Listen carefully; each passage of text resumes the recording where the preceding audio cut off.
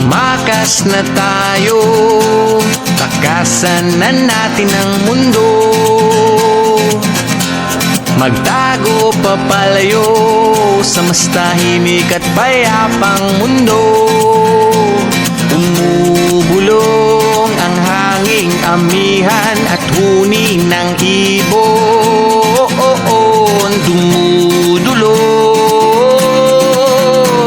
at tinatawag na tayo ng bundok.